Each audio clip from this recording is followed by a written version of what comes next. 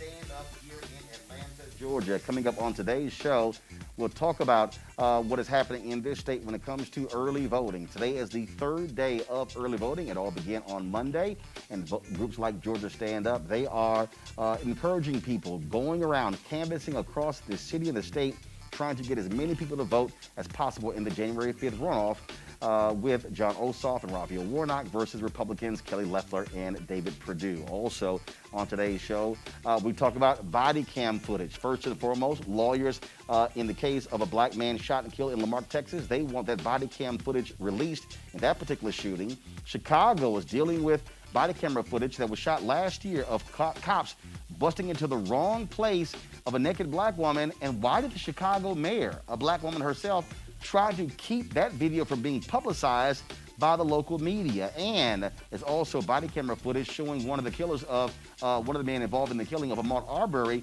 talking to police after that particular incident. So we'll be talking about all three of those cases. Also in Georgia, a federal judge has found that there'd been a problem with voters who were purged. He is ordering the Secretary of State to sit down with civil rights groups. So we'll talk about that story as well. And what's going on with this rift involving Black Lives Matter?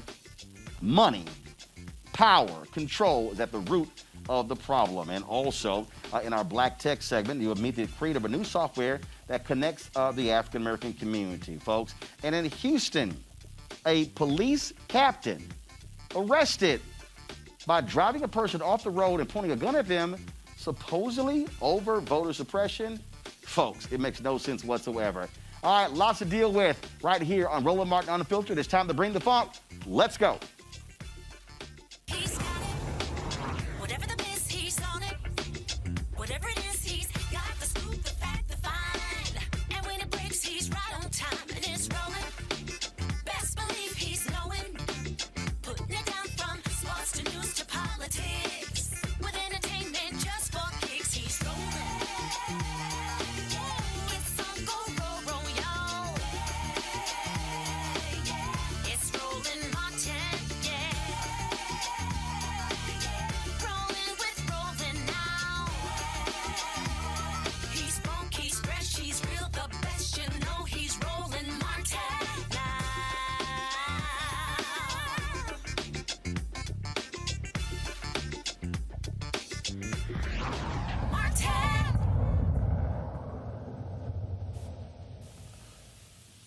Folks, we are here in Georgia, the offices of Georgia Stand Up.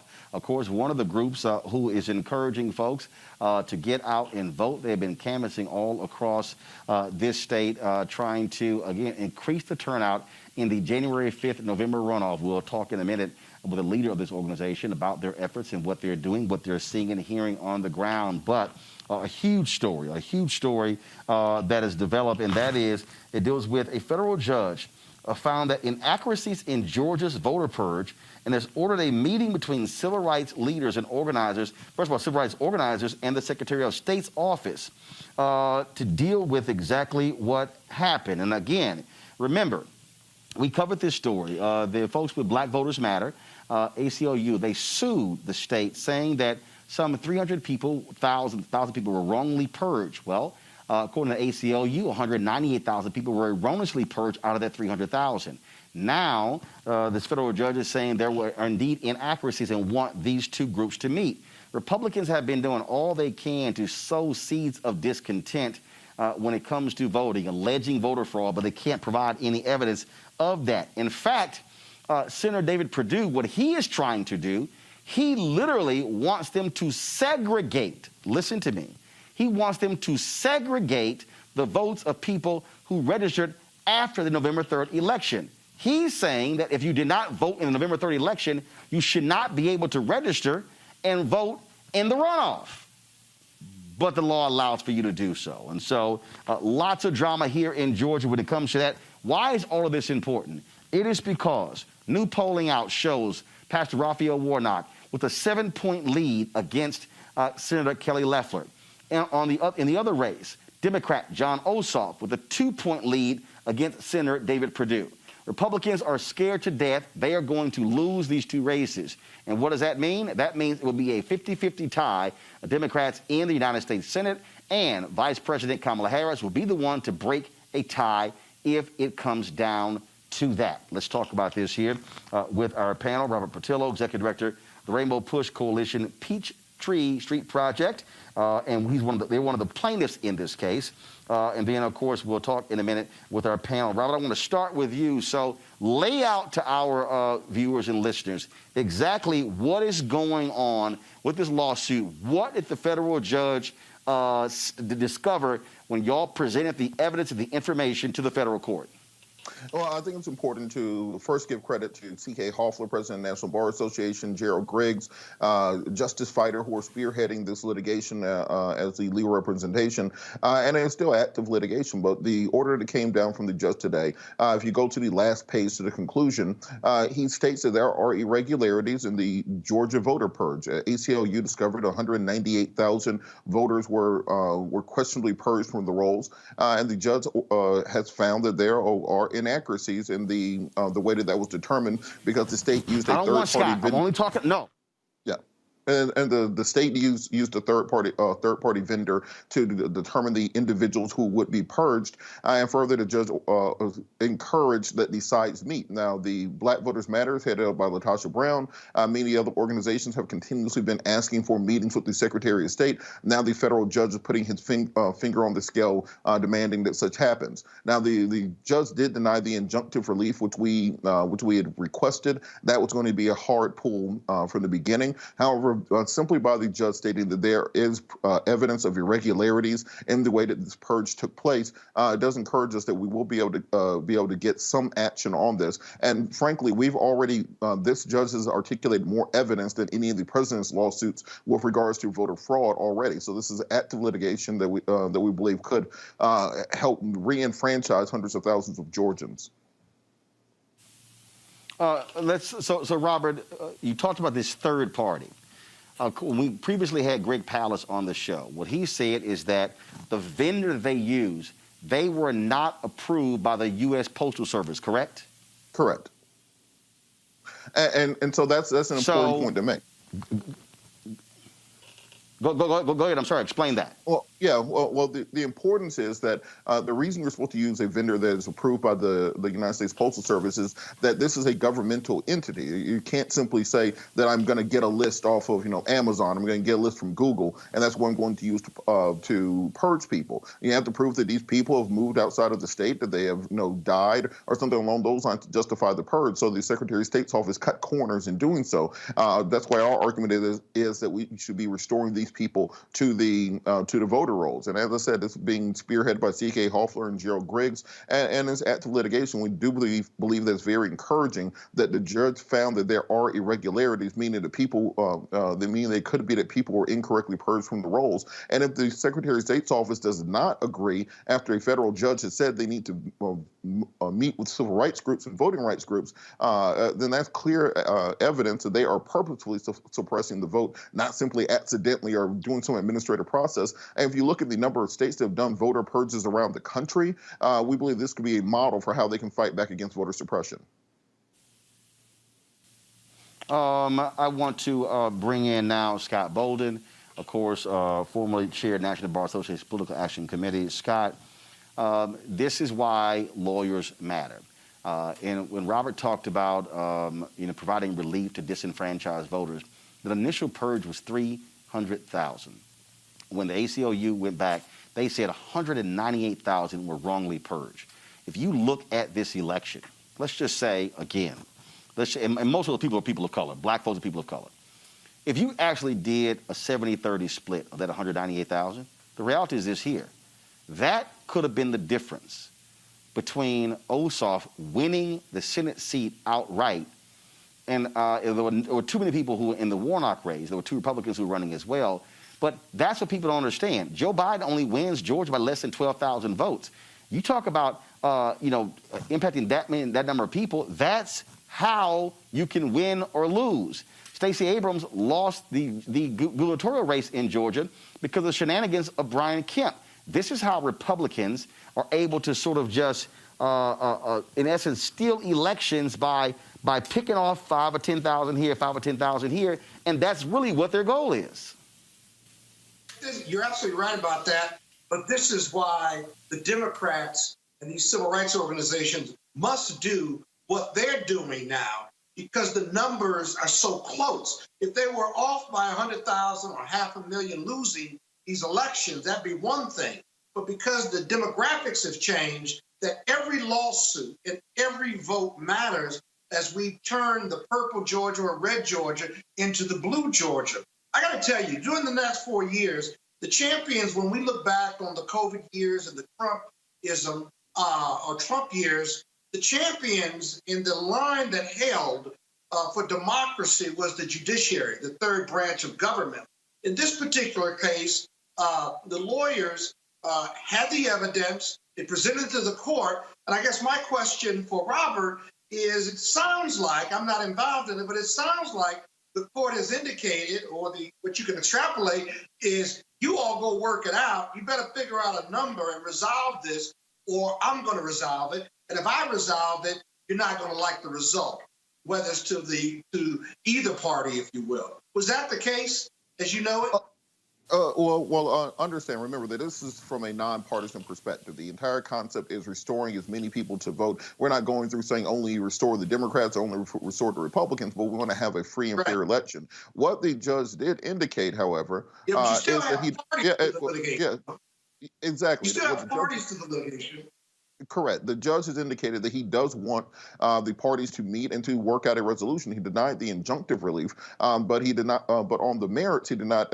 What we saw the Rudy Giuliani litigation before the Supreme Court, where we got a one-paragraph back decision throwing the case out. This is a 39-page decision for a case that we argued last week. So it's a very well-researched, very well-written decision from the judge. And on the denying the injunctive relief, he cited technical issues, things such as latches, making sure that we have all the parties involved. But on the question of the irregularities, which people have to key in on, when a federal judge says that there are irregularities in the process for determining the individuals who were purged from the ballot, and he wants the parties to meet, that means the parties need to meet, or he will make a decision when it goes to full court. So it might not be injunctive relief, which we're seeking to get done before the runoff election, but going forward into 2022, going into 2024, there's going to be very interesting to see how Georgia adapts to having a fully enfranchised electorate.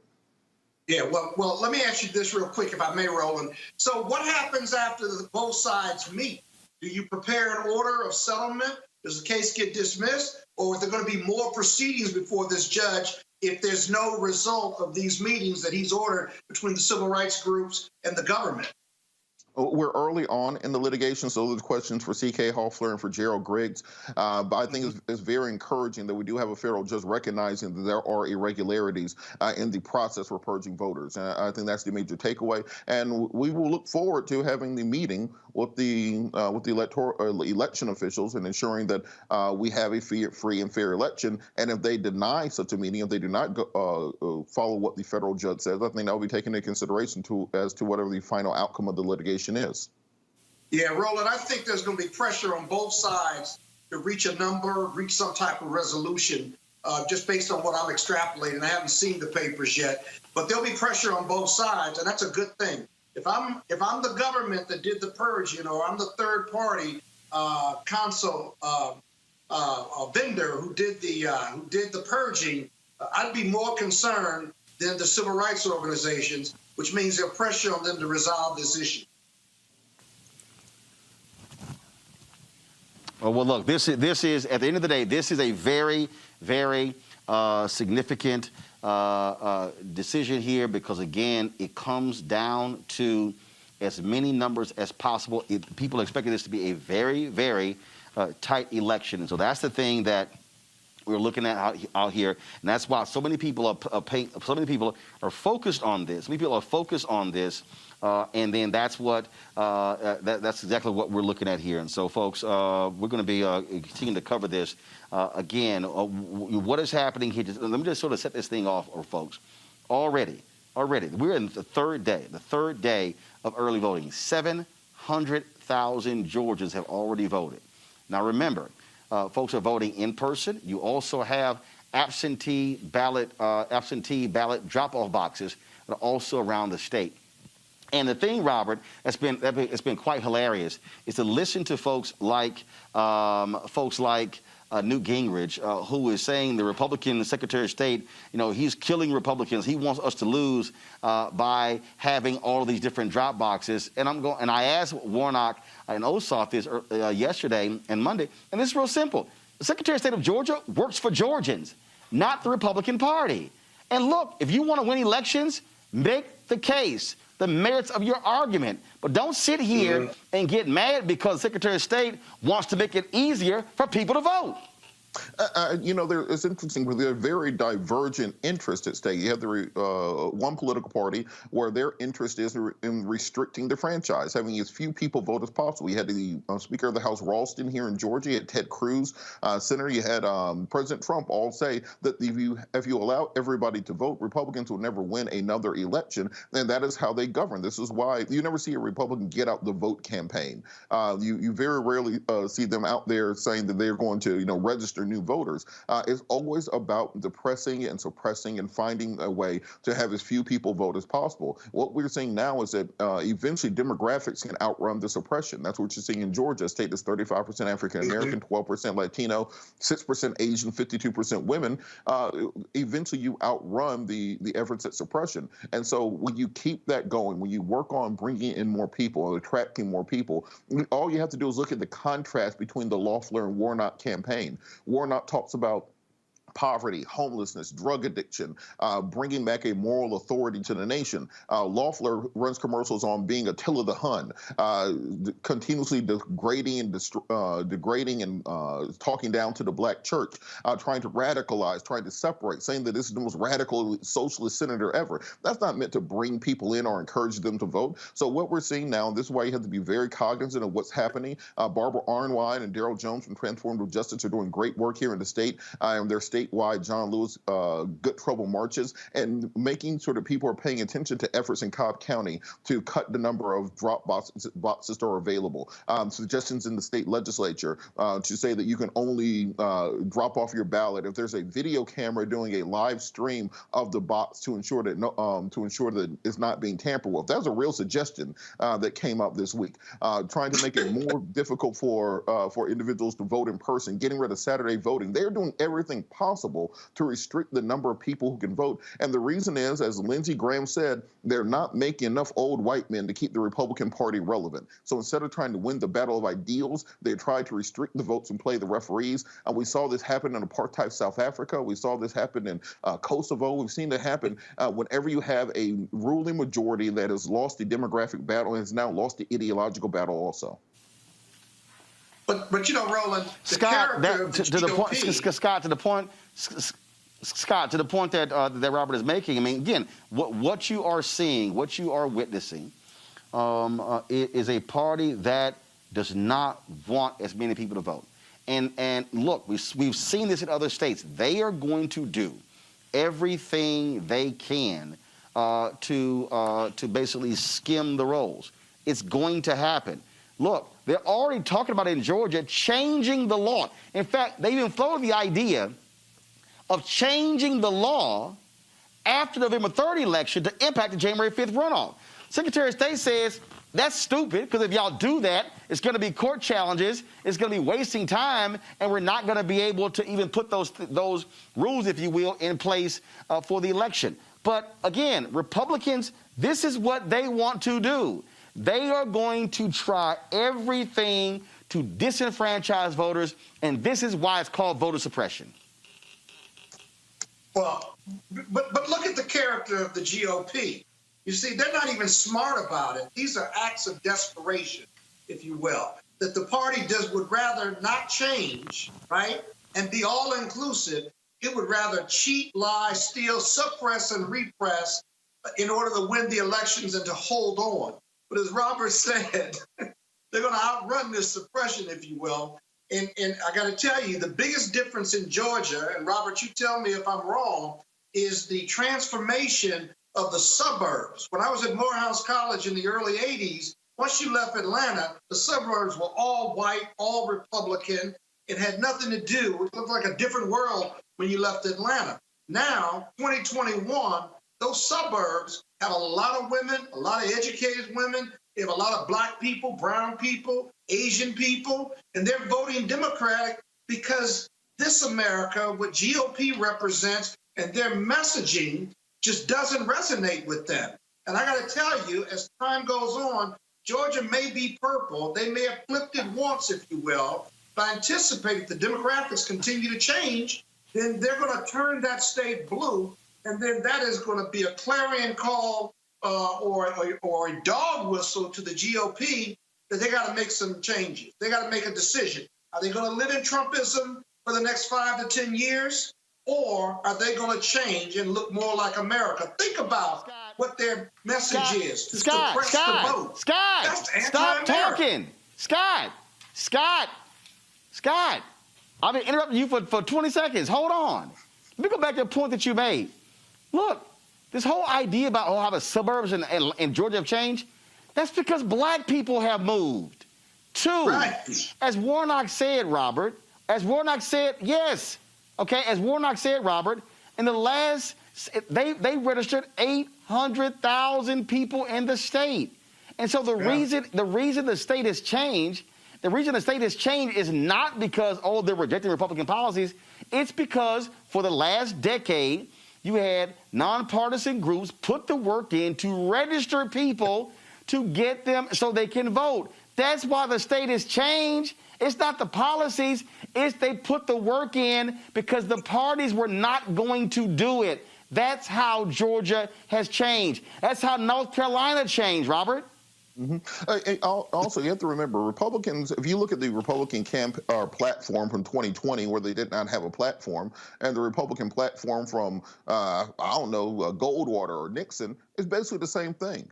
Tax cuts, strong military, theoretically socially conservative. They've had the exact same platform since Reagan, since Nixon. They aren't coming up with new, innovative ideas that are going to attract young and diverse people. So in addition to what Scott was saying about the growth of the suburbs, we have to also look at the second great migration that we're going through right now. How many people in Atlanta are from New York, Chicago, Detroit, so on and so forth, who have moved to the South for lower taxes, better weather, part of the film industry, so on and so forth. So we've changed the complexion of the state. And by changing that complexion of the state, you change those municipalities that are around the municipal areas like Atlanta suburbs, Macon suburbs, Richmond County suburbs, Columbus suburbs, so on and so forth. And you create a new political coalition and demographics. I was up in Whitmer County, Georgia this weekend trying to help register voters and get out information on the Get Out the Vote campaigns. Whitmer County is about 30 minutes from Chattanooga, 90 minutes from Georgia, and it used to be basically a Confederate stronghold. If you went there in the 80s or 90s, you would not know you weren't in the 1880s or 1890s. And even there, you're seeing large Latino and African-American populations. If you go to Calhoun, Georgia, or Cartersville, you're seeing a very different Georgia than existed previously. And when the Republicans are still campaigning as if they have Reagan and Bush on the ticket, that's not attractive to this new generation. So either they're going to have to modernize their ideas, or they're going to fall behind and continue to have to depend on voter suppression and other methods of rigging the game in order to have an opportunity to not just to win, but just to compete.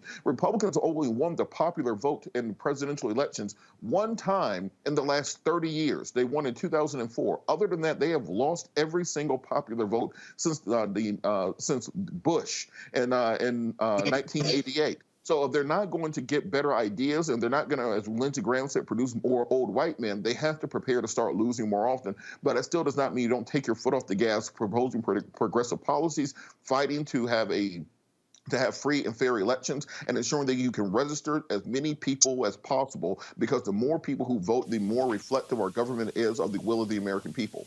Right. That's right. And those black and brown voters. When I said that, one second, Scott, hold on, folks. When I said that there are groups that have been on the ground, folks who have been going door to door, canvassing, not just during the election, but literally 365, 24/7. That's how this state changed. We're here in the offices of Georgia Stand Up. Deborah Scott, she leads the organization. She joins us right now. Deborah, how you doing? I'm good, Roland. How you doing? Doing great. So yeah, for the folks who aren't aware, because again, when you watch a lot of these national media shows, people that they think that the suburbs in Atlanta are all white, and not understanding the work that was put in, the hard slog of folk put every day to register people. Talk about that and what was done. Well, so first of all, thank you. You're right on. The suburbs have changed because black people's living patterns have changed. We have destroyed all of public housing in the city of Atlanta, so people have no choice but to move out into the suburbs because that's who would accept the vouchers. So the demographics have changed. The suburbs are more middle class in some areas, and black definitely.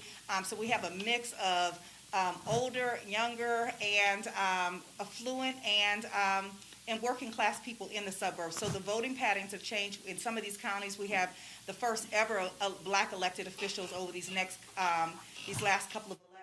So yes, organizations like the People's Agenda, Georgia Stand Up, HBCU Green, Black Women's Roundtable, Black Voters Matter. We have been doing the work for years, registering people all over the South, all over Georgia to make sure that these numbers do change. So it's been a slow and steady slog, but we have done the work. Anthony, we can double check, make sure her mic is on. Are we straight with her audio? So I just want to make sure that we're hearing you clearly. When you talk about all those different groups, we've been communicating with folks, and the third party groups have been vital. What historically happens in these elections is people have said, okay, the candidate, party. So then what happens, the election time rolls around, then there's always a fight.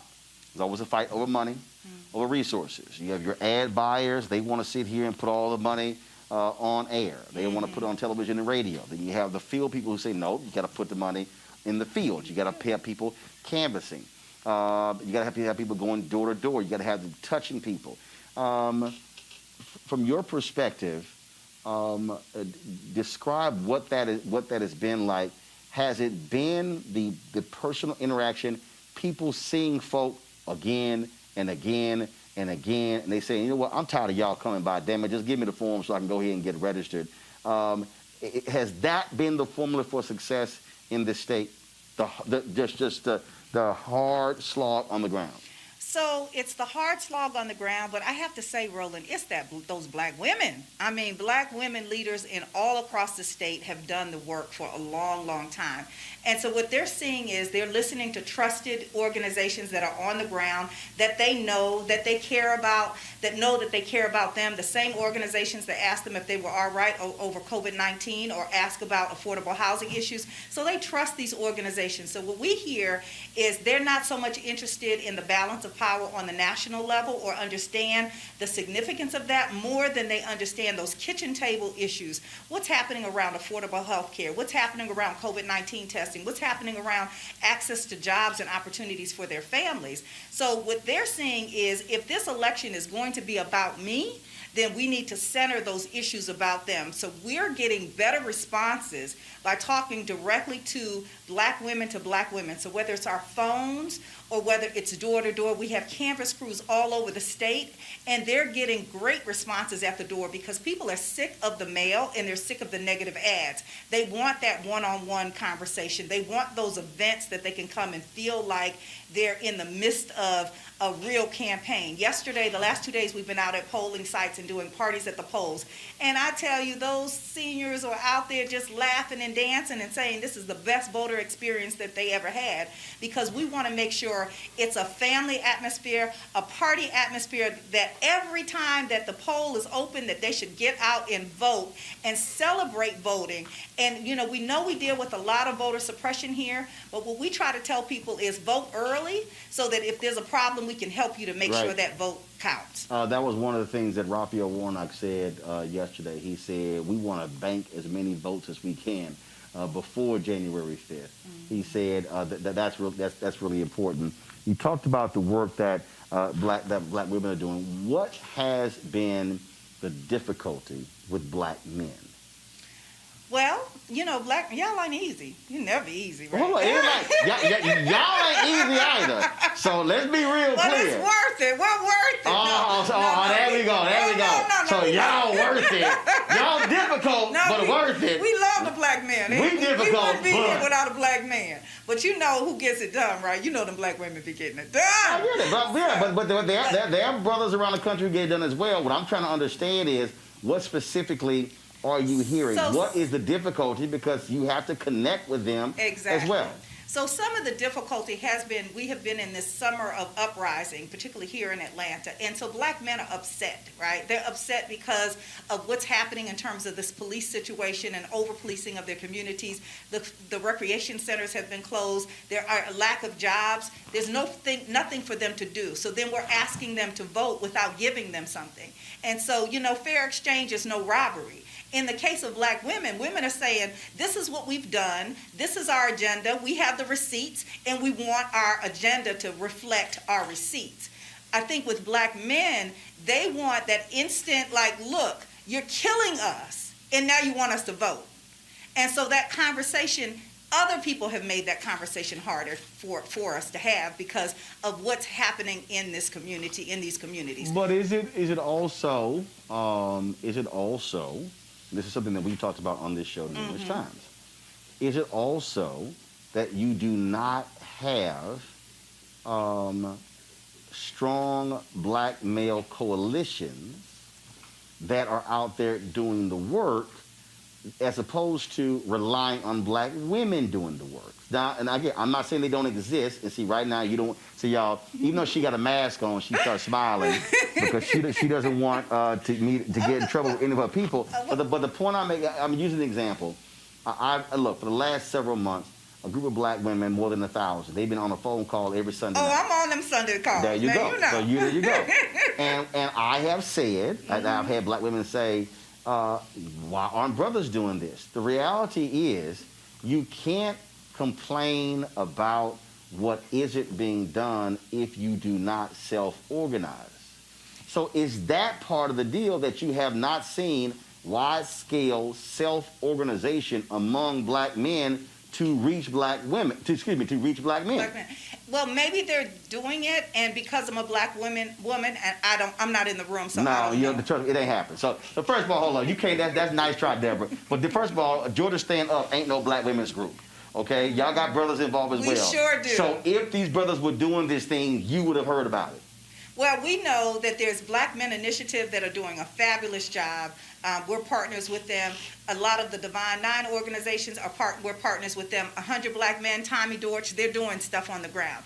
I think it may not be as organized in terms of a coalition like the black women have been doing, but they're certainly doing their work. No, and that's precisely my point. That's precisely my point, because that's what I've said on our show, is that you have groups out there. I keep arguing that unless you have the coalition, unless you have people who are coming together saying, all right, what are y'all doing? Got it. Y'all got this area of the state covered. We don't need to do that, so we're going to go here. What are y'all doing? Who's doing ads? Who's doing social media? Who's doing churches? Who's doing this? At the end of the day, you got to know who's doing what. Otherwise, it's a bunch of folk just out there, and then you're unable to actually track your progress to say, what inroads are we actually making? Exactly. But what you're looking at, we're right in one of our war rooms, right? We map everything we're going, every place we're going, every place we've been. All these maps along the wall says every territory that our canvassers have gone to. All right, so take us like, for instance, right here. So you've got City of Atlanta, neighborhood planning unit boundaries. Right. Okay, so you got this map here, and then you have this map here. So explain to the folks. So we got the wide shot, we have the camera shot here. Okay. Explain to folks exactly what y'all are doing. So if you look at this where S is, that is a cluster of 12 neighborhoods. So our canvassers are actually going out to those 12 neighborhoods. We hit block by block, door by block. We have a minivan system where we can pull up all the black registered voters, but we black around here, so we care about where we are. So we can pull up every single day where black voters are in real time. When we send out our canvassers, they're able to see exactly which doors they should hit and which literature. Now, one door might represent 5 people in that household. Now, when you say pull it up, what people don't realize is you have the data and the of who voted, who didn't. That is, exactly. I mean, because look, elections are based upon precinct. You could sit here and go, there are 987 people registered in this precinct. Last election, 230 voted. Exactly. Who are the other 700 plus? This is who they are. We can target them. Exactly. And that's what we're doing. We're doing granular targeting to the door, and we're talking to people. So we're overlaying our walks with our talks. So we have 75 people on the phones calling that same area that we're walking, and then we flip it up to the next area. And so we're overlaying with the walks, with the talks, with the events, with the robocalls, and then the overlaying of a general message of black women, black men. This power is yours, and you have to use it. Do you also have this broken down based upon demographic? That is, you have your young folks targeting your younger voters as well, so they have peers talking to them? Absolutely. So we have Black Youth Vote, and our coordinator is Ariel Singleton, and they're working with black youth all across the state. But what they're trying to do is to focus on that 18 to 24-year-olds, and then you even go up even more to 30 now. We have them organizing because that key group that frankly does not vote at big numbers, 18 to 29. But that key group in this last presidential election voted overwhelmingly for progressive. So that's a bank that you can count on if you speak to them about the issue. So one of the things that we're doing is a virtual concert. Actually, we're airing it on your show on Friday. They came up with their own campaign. We have an LGBTQ campaign. We have a campaign for 17-and-a-half-year-olds that just became eligible to vote for this election. So in every segment, we have that population working on a campaign that will reach them. So black women, black men, youth, LGBTQ, and then the general community. What is your target area? Is it just Metro Atlanta? Is it other parts of the state? Or are there other organizations who are doing exactly what we're talking about here in rural parts of Georgia? So we have the People's Agenda, Georgia Coalition of the People's Agenda, that have 7 offices throughout the state, and they're working a lot on voter protection. What we're doing is we're focusing on the Atlanta metro area where 60% of the population is, and we have key canvassers 60% of the state's population. Of the state's population. Got it. Right. And so we want to make sure that we hit these urban corridors. We're also hitting Albany, Augusta, Columbus, Macon, and Savannah, which are other core metropolitan areas across the state. And we're hitting them with canvassers and phones. And so we have to go where our strength is. We know our strength, the base of it for us is black women. Then we go to black households. That's our target. And then, of course, the young folks. So I had some idiot on my YouTube channel. Roland said these voter registration efforts were neutral. Your guest just said they are hyper-targeted towards black progressives. First of all, Steve, let me explain something to you, Steve. A 501c3 cannot endorse a candidate. Absolutely. They can endorse issues. Yes. Let me say it again, Steve.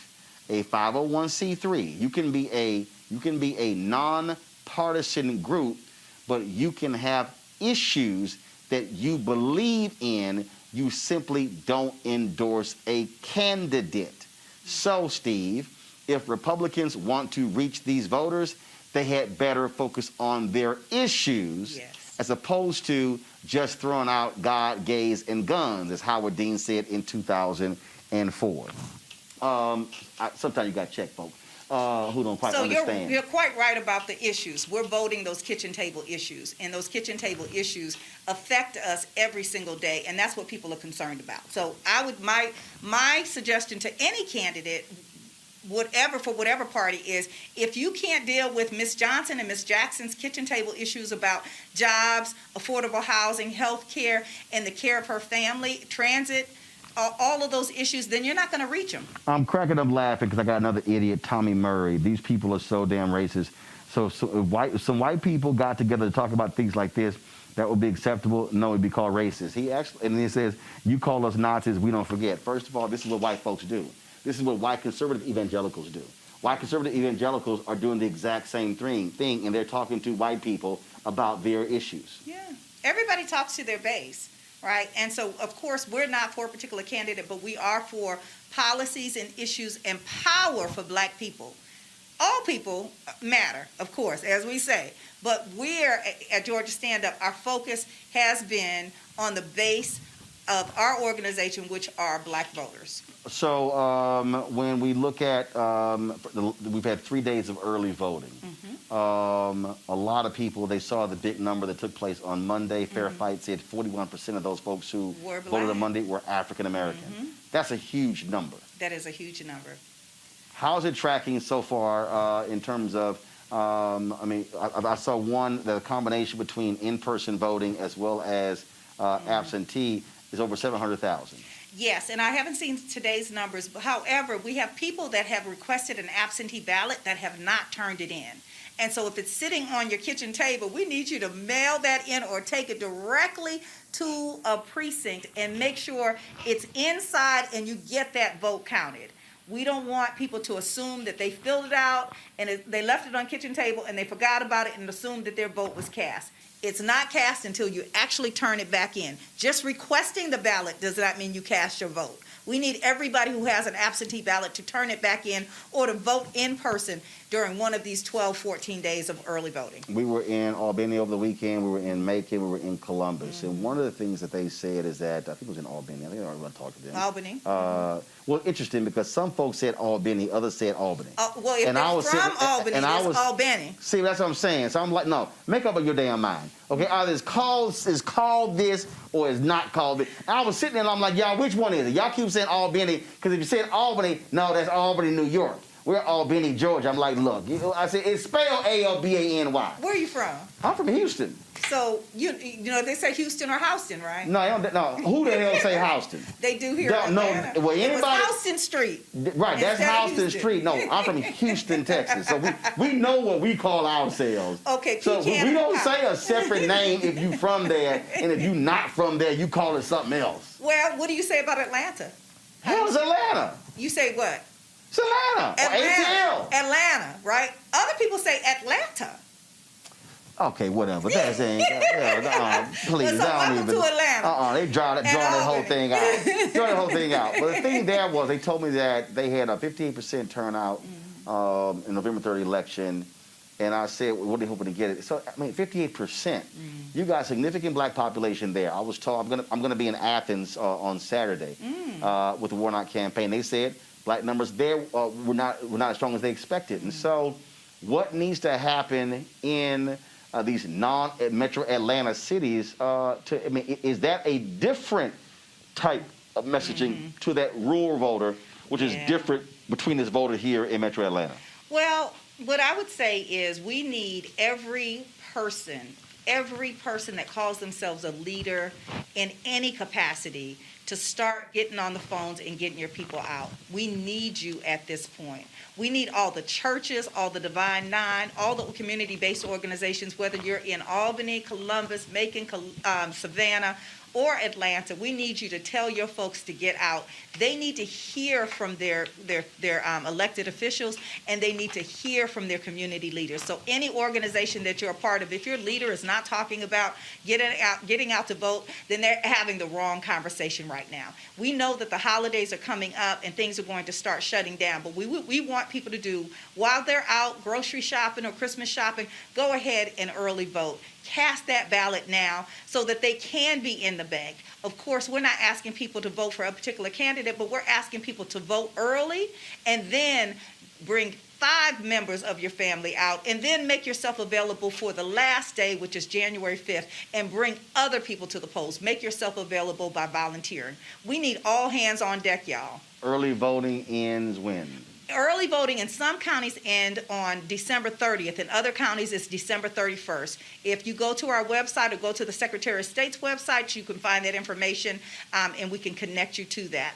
We also would like people to volunteer. If you're willing to volunteer wherever you are, or if you're in Georgia, we can find a way to help you help us. We need the support here in Georgia. We need the love here in Georgia. But more than anything, we need to make sure that people don't forget that Atlanta and Georgia is in this limelight right now. But when January 6th happened, Atlanta and Georgia and the rest of us are going to be asking, where is the agenda? So we need to start organizing, mobilizing, and strategizing now, because we want to make sure that everybody that gets elected on this watch, on our watch, has an agenda that's connected back to black and brown people. What's the website?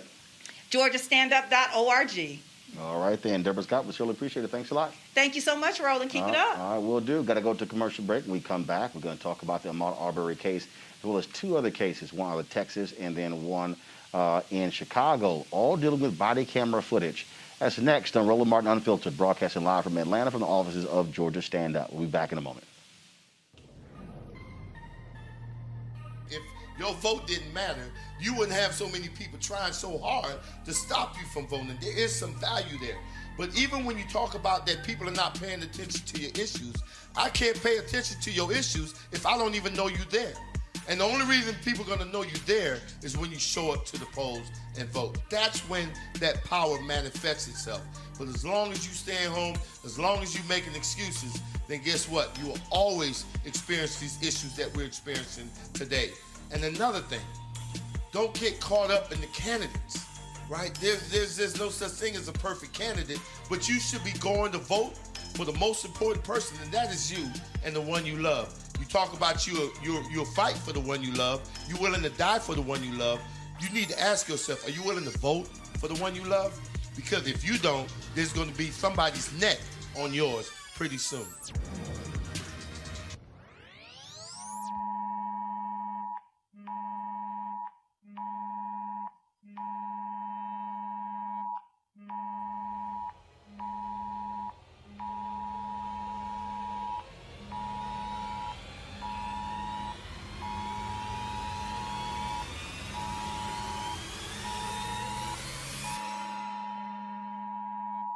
The Lincoln Project is responsible for the content of this advertising. Before we knew about COVID-19, Kelly Loeffler and David Perdue received classified briefings about the virus. And what did they do next?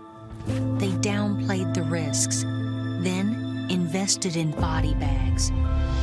10 months later, over 10,000 Georgians dead. Kelly Loeffler and David Perdue, dead wrong.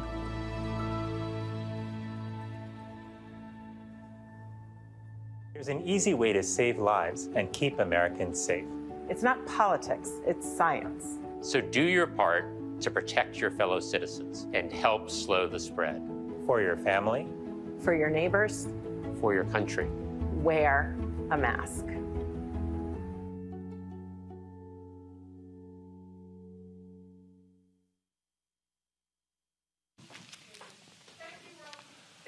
All right, folks, new body cam footage provided by the Glenn County Police Department offers more insight into exactly what happened with the shooting death of Ahmaud Arbery. WSB-TV here in Atlanta was able to obtain this grainy video which shows officers approaching the suspect, Greg McMichael, the father of Arbery's killer. Now, McMichael appears to be flustered as he answers questions about the shooting. Though Arbery is lying dead in the street, McMichael shows no signs of any wrongdoing. Greg, his son Travis McMichael, and their accomplice William Bryan have pleaded not guilty to the 9 charges against them. They remain in jail as they await their particular trial. So that's one of the cases that we're focusing on. Another case, folks, when it comes to body cam footage, is out of Texas. And this is a case where a young man in Lamarck, Texas was shot and killed by police. His name is Joshua Feast. Ben Crump is one of the attorneys for the family. He is calling for the firing of the Lamarck police officer, Jose Santos, who was identified as the one who killed Joshua Feast on December 9th. They also want that body cam footage released. Now, according to investigators, Feast got out of his vehicle and ran across the street into a driveway when Santos opened fire. Now, authorities are investigating the shooting, and Crump is demanding the department release the video of the shooting to the public. Feast's death is the second fatal shooting Santos has been involved in. In 2017, Santos shot and killed a man during a burglary in 2017. A grand jury declined to indict Santos in that case. Now let's go to Chicago, where this video that was shot in 2019, folks, shocking and stunning video of a black woman, cops busting into her home. She's naked, and they got the wrong place. Watch this.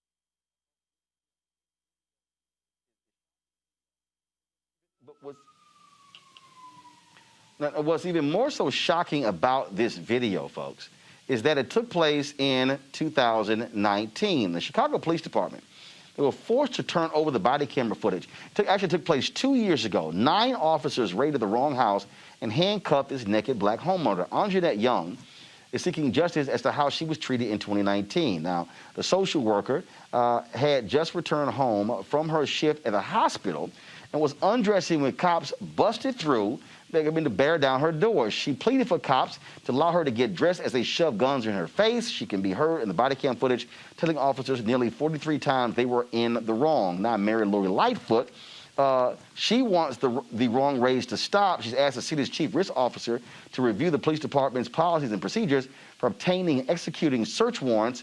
And while they remain under investigation, no consequences have been announced for the officers just yet. But here is the thing, Robert. Lori Lightfoot tried to keep the video from becoming public. This sounds eerily familiar. Rahm Emanuel, when he was mayor, fought the release of the video of Laquan McDonald. People are not happy with Mayor Lightfoot in Chicago because of this, Robert. Republican or a Democratic issue. It is a infestation in American society. It's a disease in American society. The only one of 2 times I've had a gun to my head in my entire life, as I've said previously, was Chicago Police Department. Walking home from the library in law school, getting off the bus on 47th and Lakeshore, walking down right before where the LA Fitness is now, where there used to be a Bally's. A squad car pulled up, put me on the hood, and put 2 guns to my head until they saw my law school ID. So let's understand that until and unless we are willing to address the police unions, until we are able to address these issues of tamper-proof body cameras where you can't simply say the body cam wasn't working, until we have an actual city apparatus that immediately releases this information to the public and does not depend on a Freedom of Information Act request or public outcry to do so, it doesn't matter if you are in a Democratic city or a Republican city, you are going to continue to have these problems. And as Malcolm X said, it's very interesting that the neighborhoods that have the most police brutality, that have the highest police presence, also have the highest crime. So either what you're doing isn't working, you need to figure out a better way around it, or we have to have a public policy solution that obviates the need for these levels of police presence, because in many communities you live in a police state. And I can tell you from personal experience, after a police officer puts a gun to your head, you lose all respect for police and law enforcement for a long period of time. So it's hard to talk to young people about respecting officers or respecting the system as it is, the social contract, when it's been violated in every occasion. And we have to hold all officials responsible, whether they are black, whether they're white, whether they're Democratic, whether they're Republican, Libertarian, Green Party, whatever it is. And we have to stop this. And if somebody says defund the police is too radical, they haven't had a police officer's gun to their head. I want to go back to give me 1 second, Scott. I'm going to let you comment on the Chicago story, but I want to go back to the fee story. Joining us right now is attorney Ben Crump and Monique Presley. They have some breaking news regarding this case out of Lamarck, Texas. Ben, Monique. Roland, thank you. I'm here with Monique Presley, and we have breaking news that we're about to announce at the press conference, and that is based on the independent autopsy, as well as review of the medical records on the night that Joshua Feast was killed, it has been confirmed that he died from a single gunshot wound to the back that never exited his body, and there was internal volatility based on the bullet hitting 2 of his ribs and causing internal damage that led to him losing very dramatic amount of blood, 500 milliliters. And so he died on arrival at the hospital. And it is very clear that the bullet went to the upper right back area. So this police officer aimed at him from the back. And it's clear that he would have been aiming at center mass to make sure he hit his target, who was defenseless. As we have illustrated, he was running away, and there was no way that this officer was in threat or fear of his life. And so we are demanding that Officer Jose Santos, this police officer with a documented history, Roland Martin, of excessive use of force against African Americans, be terminated immediately and be arrested for the murder of Joshua Feast in Lamarck, Texas. This is one of those cases, again, Ben, where the person is running away and it sort of makes no sense whatsoever if they're running away. Why are you firing at someone running away who's not a threat to you? And it's really important to point out, Roland Martin, that this follows a pattern. If you look at the video of 2013, where he beat unmercifully, a black man with his co-workers while he was working for the Galveston Police Department, and it was all captured on video.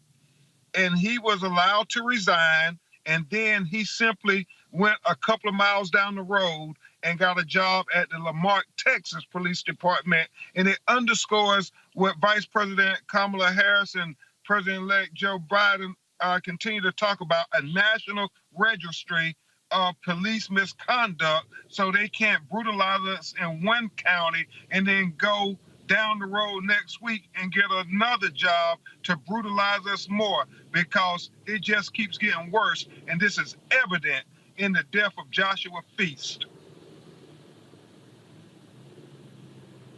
Certainly, you thank you, Ben Crump, for reaching out to us with this breaking news regarding the case of Joshua Feast. Thank you so very much, and we're going to keep covering this case and bringing attention to it as much as we can. Monique Presley and I are on the ground, Roland. You call us anytime you need. All right, Ben, Monique, we certainly appreciate it. Thank you so very much. Scott Bolden, your thoughts on the Chicago case, and also this breaking news from Ben Crump regarding this case out of Lamarck, Texas, involving Joshua Feast. Well, both cases represent why police reform is so important. The reform bill that's pending or was passed by the House certainly, I think, would have addressed both of them. On one hand, you have these no-knock search warrants and insensitivity or just give a damn attitude by the police with a young black woman getting dressed off work and they've got the wrong house. If you don't have a no-knock, and that should be a rarity to have a no-knock, that's the first thing. In regard to the Joshua case, shooting someone in the back while they're running away is not only reckless, but completely unnecessary. And again, this reform bill would have disallowed this police officer to go down the road, as Ben said, to get another job without a bad or a negative police record following him. And let's remember this last point, okay? On the Tennessee v. Garner, in the 80s, the Supreme Court said it is unlawful to shoot a nonviolent fleeing felon. Even if you're a felon, if it's a nonviolent pursuit in regard to a potential crime, it is unconstitutional to shoot or to use deadly force on anyone. And yet, in the last 5 years or so, when the cameras have been rolling, we see police officer after police officer doing just that in South Carolina, doing it in the two cases, at least one of the cases you see, and shooting them in the back when they are suspects. They are not convicted, they're just suspects. And so the liability for both of these cases ought to be substantial, but the police reform bills would address this. Hopefully we win these 2 Senate seats in Georgia and we get the Senate to move on this police reform bill as a priority, as Biden and Harris have said, and we can resolve. It's not too late to resolve going forward. We send condolences to those who've died of police violence, but we can fix this through legislation and implementation. But Scott, but this is the thing. Robert, go ahead. I was going to say, on that point, we want the federal legislation, but at the same time, on state and local government, particularly local government, where police departments are regulated, We can do that right now. Lori Lightfoot, we ain't got to wait for 50 senators or anything along those lines. Or if you're in Atlanta, we're still dealing with the death of Rashard Brooks and others. You don't have to wait for Ted Cruz or Mitch McConnell or any of those things. We're talking about majority African-American cities where you have police unions that exert more power than the actual population there. That politicians are so afraid of this idea that you're going to have crime running wild, and because of that, they basically condone and coddle police brutality. And look at a state like Oregon, where they were faced with a drug problem, and instead of bringing in Gestapo, instead of bringing in stormtroopers, instead of saying we're going to start beating folks upside the head and shoot them in the back every once in a while, like you do with black folks, they just legalized drugs. They just legalized all of them. So what I want to see is on the state and local level in particular, where African Americans have power, I want to see these same sorts of efforts and initiatives. We had Ted Terry, who was the mayor of Clarkston, Georgia, who really pushed ahead on marijuana decriminalization and decreasing police contacts in that municipality, and that eventually spread to the city of Atlanta. We can have these things spread city by city throughout the country, and once you have a critical mass, then that matriculates its way up to Washington, D.C. But this idea that we need to keep waiting for something to happen. We have seen during that meeting, Joe Biden has no interest and no intention of doing the types of radical, quote unquote, actions that will actually facilitate these type of change that we need. So we have to force it on the local level. Well, you're absolutely right. And it's about accountability, but it's also about courage of these politicians, these elected officials at the state legislature and the city council and the mayor to say enough is enough from the police unions, if you will. That the times have changed, because that's really what's handcuffing these governments, these deals that they've connected with, these deals that have been approved that give these police officers not only these rights, but to the detriment of communities of color. And so you're absolutely right. There's going to have to be some courageous decisions, not conversations, and reduce the power of the police unions to some level of fairness. You're absolutely right. I couldn't agree with you more. All right, folks. Let's talk about this case out of Houston, my home city, where former Houston Police Captain Mark Anthony Aguirre was arrested yesterday after allegedly running a man off the road and restraining him with a gun in an attempt to prove a non-existent massive voter fraud scheme in Harris County in exchange for more than $250,000. According to an affidavit describing the incident, he was a member of a group of private citizens called Liberty Center for God and Country, and that he and his friends had been conducting 24-hour surveillance on the victim's home. The group is run by conservative activist Steve Halts, who just last month pushed an effort to throw out 127,000 drive-through votes in Harris County. Scott, this is the thing that Donald Trump has unleashed in this country, that Republicans have unleashed in this country, that these people think they can decide what happens. They can decide, oh, we're going to stop voter fraud. And so when you hear this, and when you hear these idiots encircling the home of the Secretary of State in Michigan, when you see the attacks here in Georgia, what we are seeing unleashed are people who think that they are above the law. In fact, they think they are the law. Yeah. Empowered by Donald Trump and the GOP leadership. The direct connection there. It's not just reckless, it's dangerous. As the Georgia official said a week or so ago, people are going to get killed. Words matter. If Donald Trump and the GOP leadership doesn't want to be accountable for these types of bad acts, then they need to stop talking about arming people to watch the polls, about voter fraud and it being a rigged election, and stand up and protect us and fight. You got nuts and fools out here who take that as an approval of violence. And in Houston, your hometown, listen, this belongs on your section of crazy-ass white people. I know you got it here, but think about what they did. They surrounded the car. They put a knee on his back. They went to the police. They called the police before. They called the AG before, as if they had this superiority right to do this with no evidence whatsoever. They just got a crazy idea in their head and said, we're going to act on it. In an organized manner, he was paid $250,000 to do this, as if he was licensed under the law. He had no business doing this, and he's going to be prosecuted. He can get up to 20 years for this, but it's dangerous. It's scary. If you're black, it's scary times still for black people all over this country. Robert? I think it's important for African Americans in this country to exercise their Second Amendment rights at this point in time. I don't want no PlayStation for Christmas. I want ammo. If you're going, you need to join groups such as the National African American Gun Association, NAGA. You got the Black Gun Owner Association. You got the Bass Reeves Gun Club here in Atlanta. You got the Huey P. Newton Gun Club. They just got Grandmaster Jay from the NFAC. So there's an attack underway on African American Second Amendment rights. So we have to ensure that we are exercising them and that we're politically organizing around those just as everybody else, because on Saturday and Sunday right here in Atlanta, we had armed white militias roaming the streets of downtown and encircling the Capitol before early voting started and to intimidate voters. And while our electors were meeting to certify electoral college results, it only takes one of these folks to lose it before we are all in danger. You can depend on the federal government or the state government or police or anybody else, but those Jordans ain't going to help you when these MAGAs come for you. You know, that PlayStation ain't going to stop but 2-3 rounds before you need something else. So I think it's important for African Americans to invest in training, to invest in their Second Amendment rights.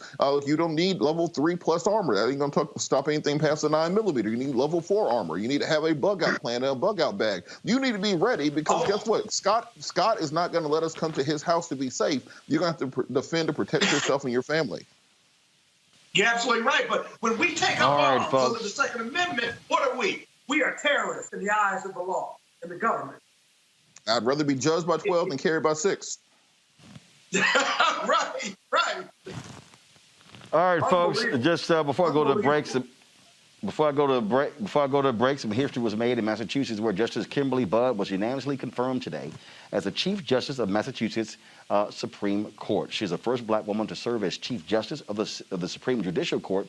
Her nomination was confirmed by a 7-0 vote. She replaces former Chief Justice Ralph Gantz, who passed away in September. And so we certainly congratulate the new Chief Justice of the Supreme Court there in Massachusetts. Some bad news, though, in the case out of North Carolina. Remember we went to North Carolina, all those African Americans who were running for statewide office. Well, one of the folks who we talked to on the show, Sherry Beasley, she was the Chief Justice of the North Carolina Supreme Court. And she was running for re-election. Remember, she had been appointed to this Chief Justice job, but a white Chief Justice felt that he should have gotten the job. So what he did was, he was on the Supreme Court, ran against her. Well, he beat her by 400 out of 5.4 million votes cast. He beat this sister by 401 votes. You hear what I just said? 401 votes. So Sherry Beasley lost. So all of you out there who think voting doesn't matter, had Cheryl Beasley gotten another 402 votes, she would have retained her position as Chief Justice. Democrats had a 6-1 majority on the North Carolina Supreme Court. It's now down to 4-3. Why? Because by him beating Beasley and the Republican winning his seat, that's how it's now 4-3. And so I just want everybody out there to understand that every vote does indeed count, and this is an example of where it matters. All right, folks, got to go to a break. We come back. What's going on with Black Lives Matter? Lots of chatter, lots of people angry over money, over power, over control. We will talk to 2 Black Lives Matter activists in different parts of the country about this issue next, right here on Roland Martin Unfiltered, broadcasting live from the offices of Georgia Stand Up here in Atlanta, Georgia, where we are covering the Senate runoff races between John Ossoff and Raphael Warnock and Republican Senators Kelly Loeffler and David Perdue. We'll be back in a moment. America is a complicated story of people building a more perfect union. And if you don't think there's been any change, you should sit down with Andrew Young. You should sit down from some of the folks in that generation who know the distance we've come. And as we continue to push hard, change comes. The other side knows your power. The other side knows your voice. That's why they're engaged in voter suppression. If you weren't so powerful, they wouldn't be trying so hard to stop you from voting. And So you ought to stand up in this defining moment in American history and win the future for all of our children.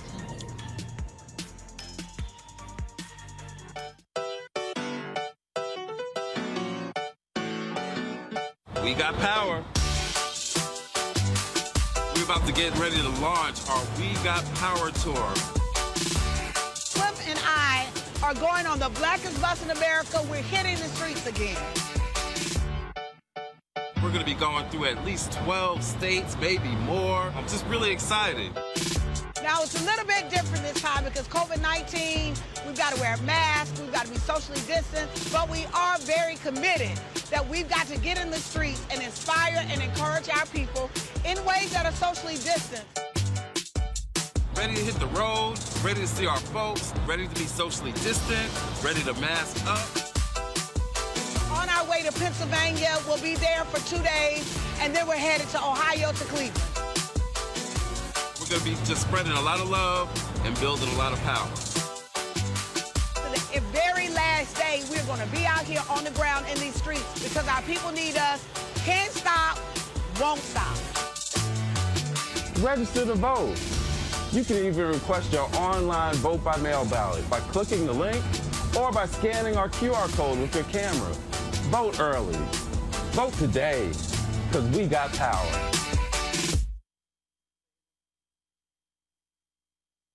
Before we knew about COVID-19, Kelly Loeffler and David Perdue received classified briefings about the virus. And what did they do next? They downplayed the risks, then invested in body bags. 10 months later, over 10,000 Georgians dead.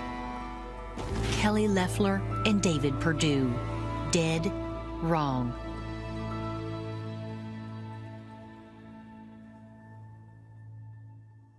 There's an easy way to save lives and keep Americans safe. It's not politics, it's science. So do your part to protect your fellow citizens and help slow the spread. For your family, For your neighbors, For your country. wear a mask.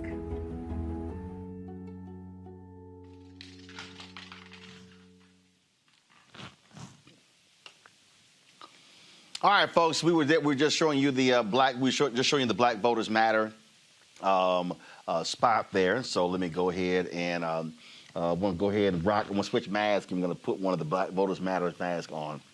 So we are all good here. All right, folks.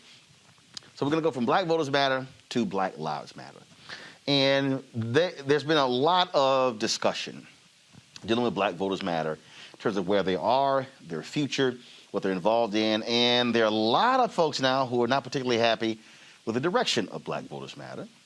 Patrice Cullors, we had her on the show. We had her on talking about the amount of money, the donations they have been receiving, as well as their leadership. And we've seen a lot of different stories now being done where folks are saying what is happening. There are chapters that are upset with the direction of Black Lives Matter. That's what has been going on as well. The Economist, a story came out today. We have another story that came out in USA Today, and there have been others as well where chapters say they're not getting the resources that they should be getting. That all this money is coming in, but they're not actually helping folks who are on the ground. And so we want to focus on that right now with the co-founder of Black Lives Matter Oklahoma, Reverend Sherry Dickerson, and Chanel Heim. And she's an organizer for Black Lives Matter in Louisville, Kentucky. And so glad to have both of you. Chanel, I want to start with you. Just your assess. First of all, let's do it this way. Because here's what people don't realize. There are Black Lives Matter chapters that are not affiliated with the Black Lives Matter Global Network. So your Louisville, Kentucky chapter, are you affiliated with the national entity? At this time, we are not affiliated with the national entity. And I think for us, it became very confusing this summer. And within the last year of a lot of moving around, and there wasn't a lot of answers. And so with us not being clear on what the solution or getting any answers, we stayed away from whatever the configuration was. We're still a bit confused on what the configuration is. We just know, just like any of the other sectors that we throw down with from around the country, that whatever is going on at this new entity, I do want to make sure that people understand that this is a brand new entity. This is not the historic entity that folks have been trying to, kind of whitewash with the alt-right stuff that's going on. This is a brand new entity, and so none of us were consulted on that. And it's just been hard to support that. But it also has been feeling a bit neglected as we go through these uprising moments, and Louisville being one of those places, and not getting any support whatsoever. Forget about it. So let me hold on. I want to go back to what you just said there. And folks, if I can get a little bit more audio with her, because I can barely hear. Here's what you said. It's a new entity. So okay. So here's, I think, part of the deal here. That is tough for people. That's confusing as well. And that is really understanding what the structure is. And I'll be honest with you. When I had Patrice on the show, I was confused as all get out, because it was the movement for Black Lives, and then it was the Black Lives Matter Global Network. And so when you say this new entity, she named herself as executive director, right? So, and again, here's the other question. If your organization isn't a part of the national group of Black Lives Matter, why do you care? I think it's a bit dangerous, right? I'm just trying to understand. Can you hear me? Say it again. I said, I think it's a bit dangerous in this moment where we have another large protest moment, something very new, not only to the U.S., but to the world, with everybody yelling Black Lives Matter. And in the middle of that, people who we organize with, I think people thought of us as like one big organization, and we're actually very much networked to each other. If DC asks for something, Louisville might answer. If Louisville answers something, Chicago might answer. And that's how we work. What happened was that we decided to make sure that we had a hub that could take care of those resources or anything else and be able to spread it out to the chapters. And little by little, less answers came to that formation. And what was scary for our chapter is that we had an uprising going on, and those things were being asked of us on the ground. We had no idea what people were talking about until all of a sudden a new formation was made, and several other chapters that we organized with were left out of that as well. And us staying away from that was a clear indication to keep us safe. But also, it's just really confusing not to have the representation of what you began this chapter underneath. We got approval from Black Lives Matter, the network, when it was before this iteration of whatever this is, to be able to use the banner and be able to organize within a network of other chapters. So I think that's why it matters a bit, especially as we talk about what decentralization looks like. We've always had to take care of our resources. Okay, so this is... This new formation is a bit weird because it's changing the narrative of where we begin.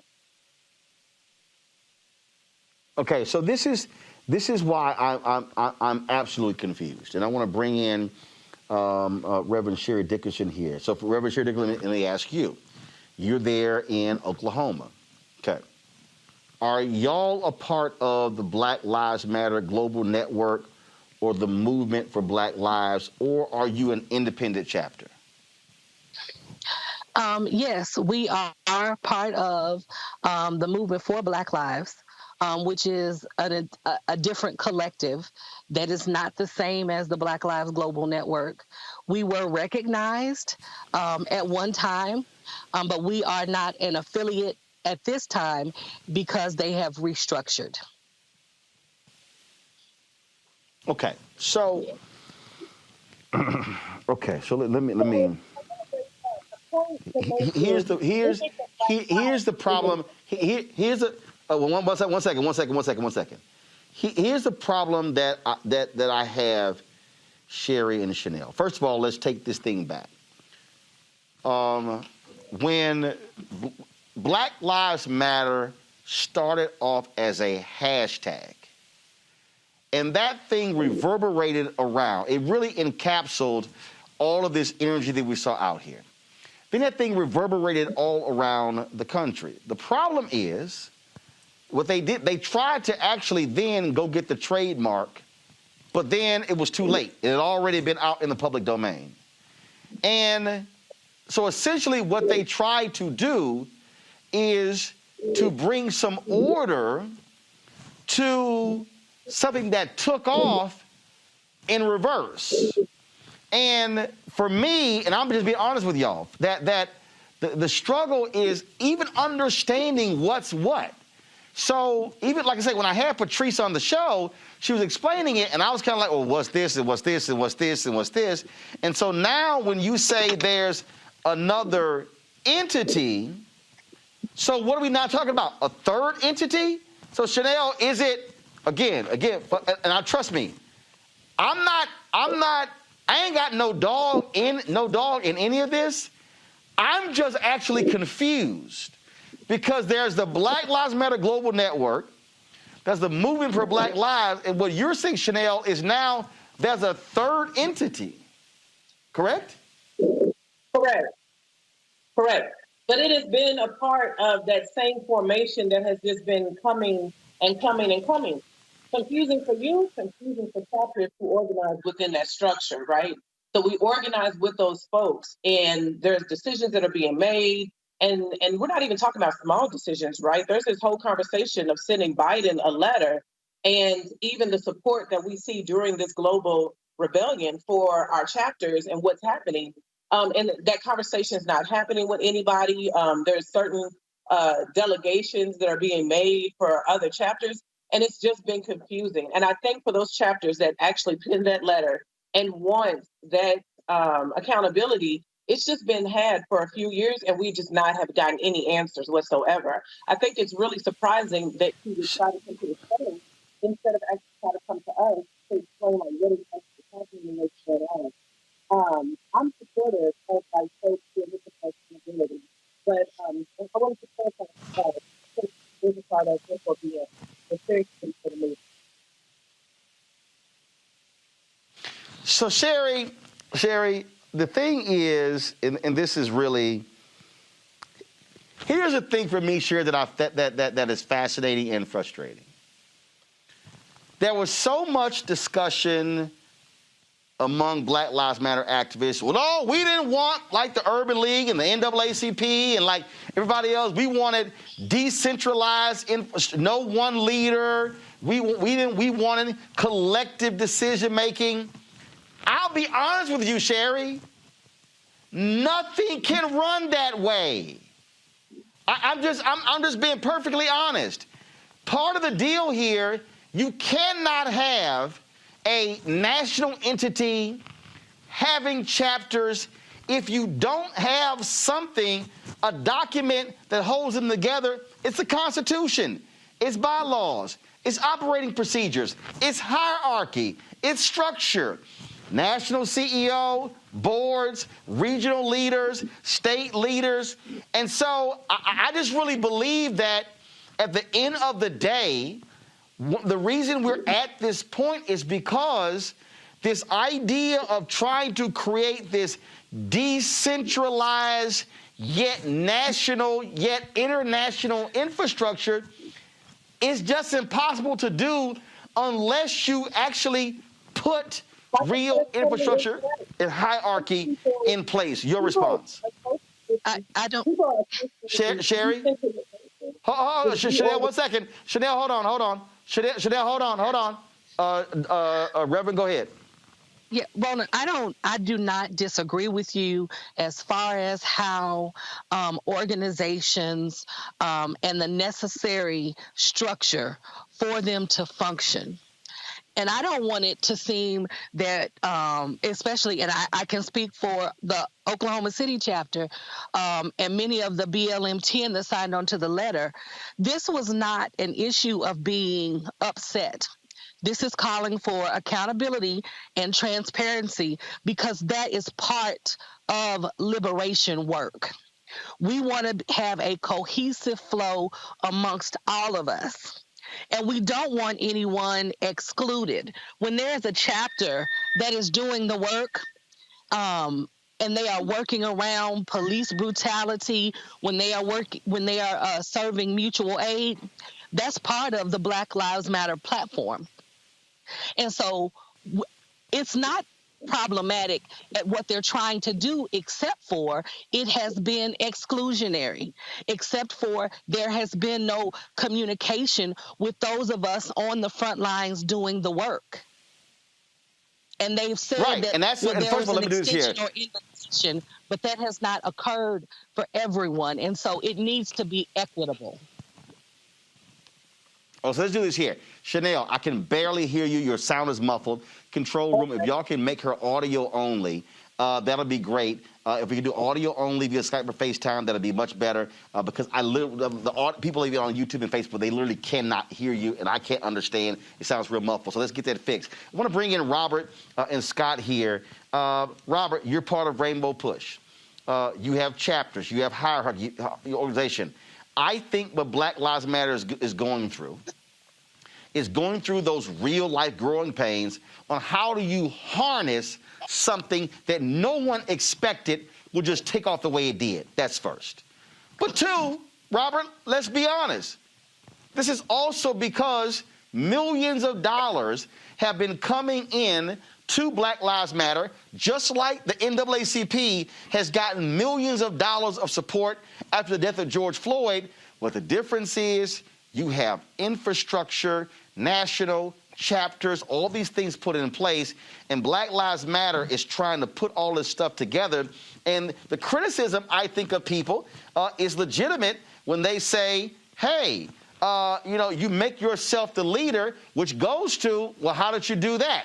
Was there an election? Did a board choose you? Was there a vote of the membership? Do you even have membership? And then also part of it's a branding deal. It's crazy to say that you have some chapters, that you have Black Lives Matter chapters that aren't a part of an entity which goes to the whole deal of the trademark. Guess what? The national entity can't say you can't use our name because they can't trademark the name. So it's to me, and I get they want to use Black Lives Matter, but at the end of the day, this is one of those things where I think folks may have to just simply pull back and say, let's shut this thing down. Let's completely have a clear organizational chart, and then we're bringing folks in to know what the hell is going on. So I get really all sides. It's just, Robert, confusing as hell. Well, look, Roland, I think one of the best pieces of advice my Aunt Catherine gave me is that experience is the best education. Someone else's experience is the cheapest education.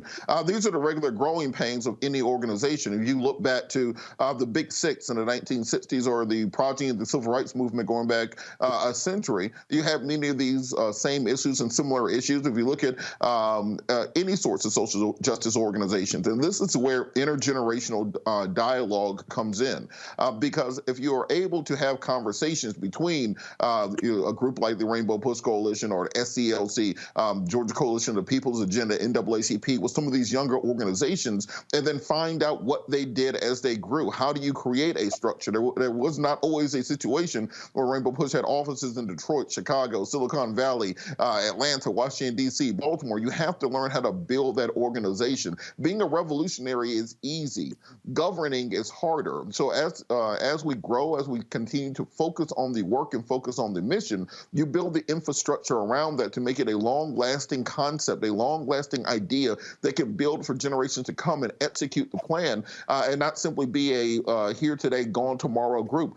And also, when you don't have that organizational structure in place, you end up with a situation like Sir Major in Atlanta, who was representing himself as being part of Black Lives Matter, but was actually Black Lives Matter of Metro Atlanta or whatever organization he created, and then used thousands of dollars in donations to buy cars, to buy a house, those sorts of things. So these things come together over time. And I think instead of chastising, it's a situation where older and established organizations can work together with these groups. And of course, to anybody involved in these organizations, they can reach out to me at any time. I'd be glad to speak with them and find out the best ways to go forward, because as long as the mission is the focus, then you can work on developing the infrastructure around that. But it's all about dialogue between groups so you can figure out what other people did to build their organizations as strong. None of these things happen overnight. You're a lawyer. You're used to organizations and lawsuits and all kinds of stuff along those lines. Any lawyer will tell you if this sucker ain't organized and you ain't got all your ducks lined up in a row, you're going to have dissension in the ranks. Well, Roland, are you talking to me? It's A. Scott. Yeah, go ahead. No, it's you, Scott. Here's the difference between the Big Six when they were organized. They were organization. The Black Lives Matter movement started as a movement, if you will.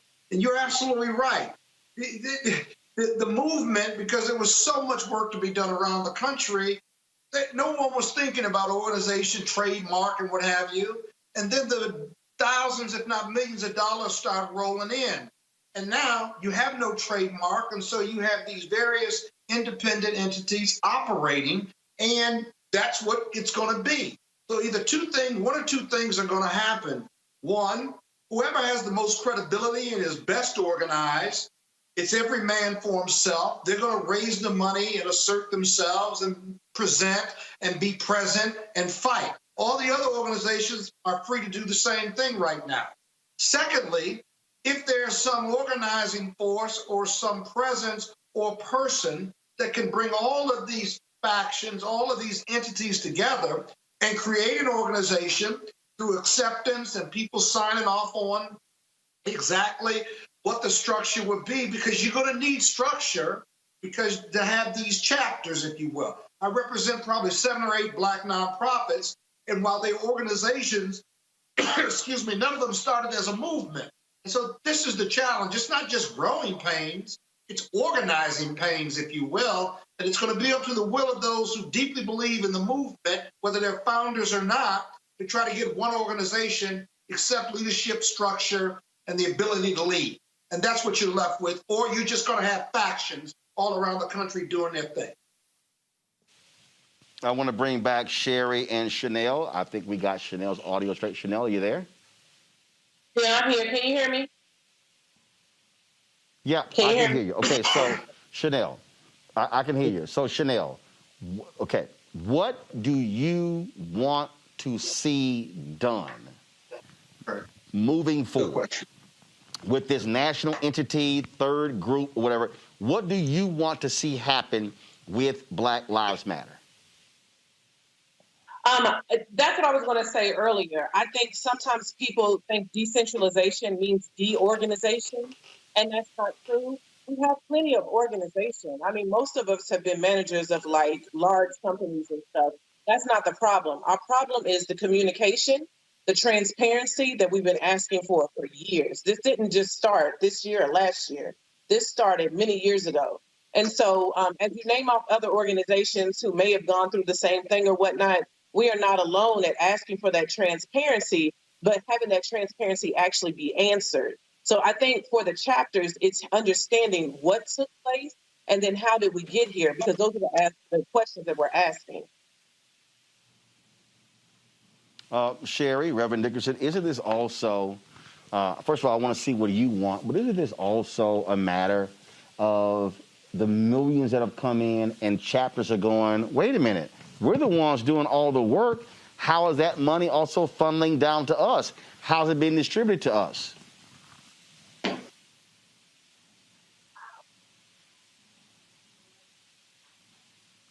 Sherry? I think she's got mic issues. Can you hear me now? Sherry, please unmute. I'm unmuted. Now we can hear you. Are Go you ahead. able to hear me? Okay. So I do now agree we can hear you. That we need, like we said, structure. What I want, the first thing that I would want is that the issues that we advocate against and try to get the systems dismantled, that we would be successful at that. So there would be no more issues to where people are dying by the violence of state-sanctioned violence and police brutality. Here in Oklahoma City, we are currently dealing with a situation where we've had 4 deaths within the last month. One just happened on Friday. A mentally ill man was murdered by Oklahoma City police. So What I want is for that to stop happening. With the organization, I want continuity. Yes, do we want shared resources? Do we want shared power? Do we want to have organizational structure where we are able to support one another and have support from the power hierarchy? Of course we do. It is difficult. The gentleman that spoke that said it's easy to be a revolutionary. I do take I disagree with that. This is not an easy work. It is a heavy work.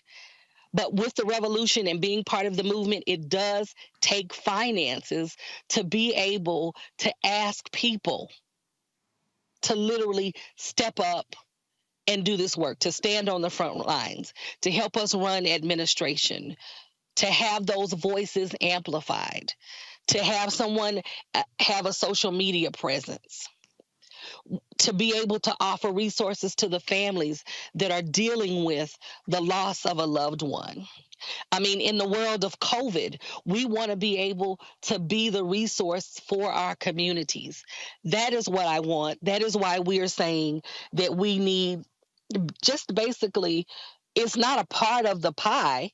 If you are collecting, there are a lot of people who have donated under the misunderstanding that the money is distributed to the chapters where they are, and that's not happening.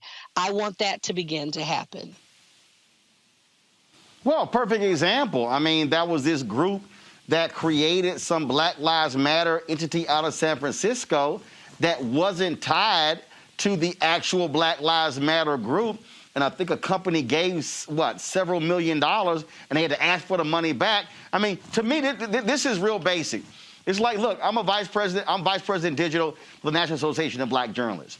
If you want to support NABJ, you go to nabj.org. There's one entity. And I'll just be honest with both of you. This is the final comment here for me, Sherry and Chanel, and I want to get your final comments as well.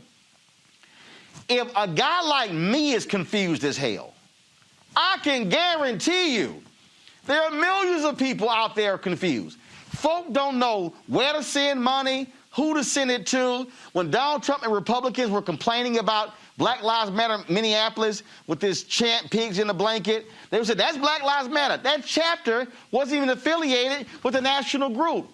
And so the difficult thing, look, I'm also an alpha. If you guys a bunch of guys running around saying, wearing black and gold and saying we're alphas, and they were not actually an alpha chapter, we shut that down. And so to me, this is just something where, again, from a national standpoint, and I keep hearing, when someone tells me we have structure, I'll be honest with you, when there are three entities bouncing around, and you're not really know who's what and who's doing what, I think it's confusing. It's confusing to the public, not knowing if you're a chapter or you're not, or you're certified or you're not. What's the certification? Who chose leadership? To me, all of that goes together, Chanel, and I just think for the public, it's utterly confusing, and it would behoove Patrice and others to say, we have got to get this thing ironed out so we can have a path forward. Otherwise, people are going to lose confidence in Black Lives Matter, and that is the worst thing that can happen if it ends up going there, Chanel. I think when people are actually invested into something, when they actually want to see that change, here we're talking about revolutionary chapters of people who take up Black liberation work. They know exactly where that work comes from. There's really not confusion about who does the work and who doesn't do the work. What I do find confusing is when I see a link on a popular branded website and I'm wondering where the money goes to. When we send the links out from our chapters or from our work, particular pieces of our work, whether it's housing Black mothers or feeding people out in the streets, they know exactly where that work is going to. So I don't want to make that confusion. What I do want to make confusion is when we're talking about transparency and accountability. That can happen anywhere. We got an entire president who isn't transparent and accountable to anybody. So I want to make sure that we're talking about the right things when we're talking about this situation. The tension is not within the organization. The tension is with the chapters who are producing the work and an entity who is collecting resources, not only funds, but resources for that work. And those chapters, including the ones from the South or wherever they are, and people who used to be those chapters, have the right to be able to name that as we fight revolutionarily for freedom and to dismantle the systems, like Sherry said, that are killing Black people on the streets. They know exactly who those people are. Now, the problem we do have is people believe in the narratives that do come from the alt-right, the Republicans, or Trump's mouth. I'm not too concerned with them, but I think we do have a problem when we don't defeat that piece, right? I don't care what they're saying. What I do care is about what my people say and the work that my people see. And so that's where I'm more concerned about. All I'm asking for is transparency and communication, a call, an email, or something. Sherry, final comment. My final comment is that could we use a situation? I would love it if Ms. Collier's, and I have respect and I understand how organizations or a movement kind of just blossoms into something we weren't expected. I'm also affiliated with the Women's March, which we're dealing with some of the exact same growing pains. We would love to sit down at the table, be recognized for the work that we are doing, and get on the same page. They did ask us to have a fiscal sponsor, to get your boards together, and many of us complied with everything that they asked, and yet we have still had no communication. They have not acknowledged many of the chapters that are doing that work.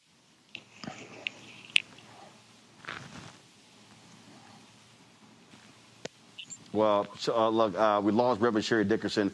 I appreciate her joining us. She is the co-founder of the Black Lives Matter in Oklahoma, and also Chanel Heim, Black Lives Matter, Louisville, Kentucky. I certainly appreciate both of you being with us. Folks, Robert, final comment here. Look, I appreciate what both of them want. I think, Robert, this also comes down to money. I think people, and look, when I had Patrice on, I want to know how much money has come in.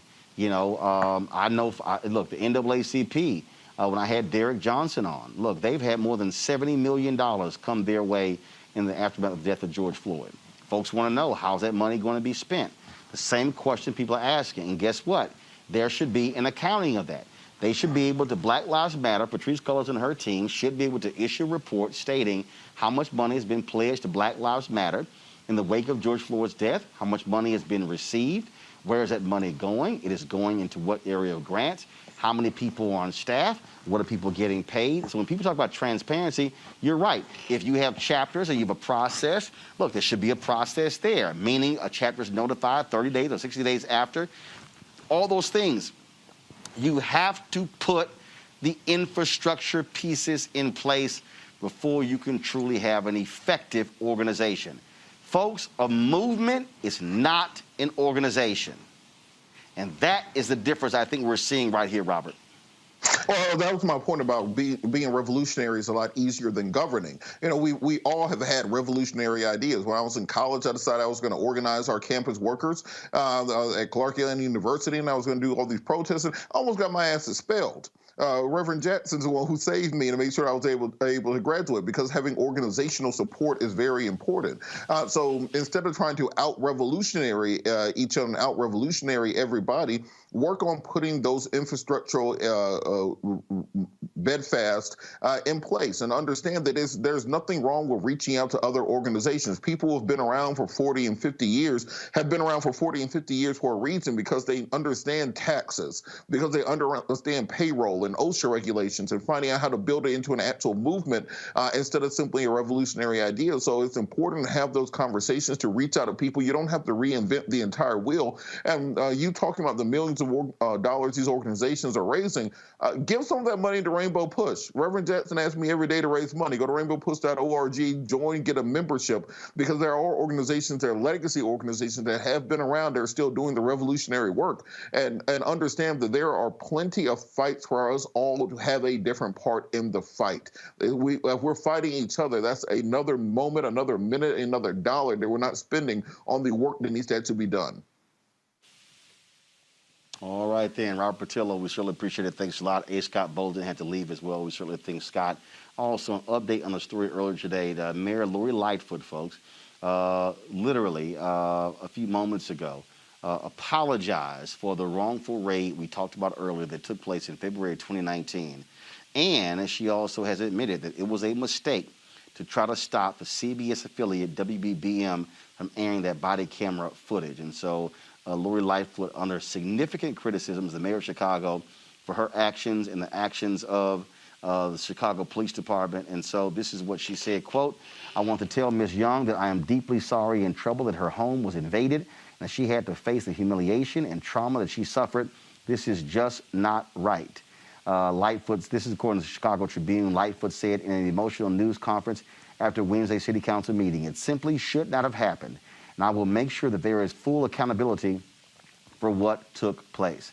And so Lightfoot also says she will push for changes at the local and state level to make it easier to release body camera footage under circumstances similar to what Young experienced. And yeah, city lawyers tried to stop WBBM from getting that video. And in fact, if it says, quote, this is the Chicago Tribune story, "A federal judge rejected the Lightfoot administration's unusual request to prevent a television station from airing a news report. The courts have long ruled against efforts to prevent news companies from publishing reports, saying it's an unconstitutional violation of the First Amendment. Lightfoot disavowed the move by her law department, saying she was blindsided by it. Quote, "Filing a motion against a media outlet to prevent something from being published is something that should rarely, if ever, happen. And had I been advised that this was in the works, I would have stopped it in its tracks." That's the update on that particular story. All right, folks, got to go to a quick break. We come back. Our Black Tech segment, we'll talk to a brother who's trying to create something to bring us together as a community. We'll explain next on Roland Martin Unfiltered, broadcasting live from the offices of Georgia Stand Up here in Atlanta, Georgia. We're covering the runoff with Jon Ossoff and Raphael Warnock versus Senators Kelly Loeffler and David Perdue. We'll be back in a moment. We learned early in Sunday school that thou shalt not steal, thou shalt not bear false witness, thou shalt not have no other gods before me. Raphael Warnock's opponent seems to have forgotten these basic Sunday school lessons. Her gods of greed, her lies about Pastor Warnock, and her shady Wall Street practices are evidence of this. And on January the 5th, let's bear witness that greed, lies, and shady dealings don't represent Georgia. Let's send Raphael Warnock to the U.S. Senate to fight for the least of these and not Wall Street billionaires.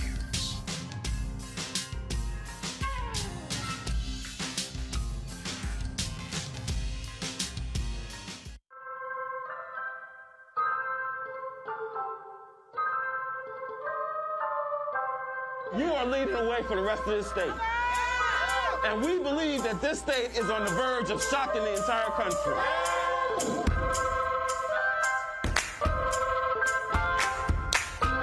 Keep your eyes on the prize and hold on. What y'all know about that down the office? And ultimately, we know we can't let nobody turn us around.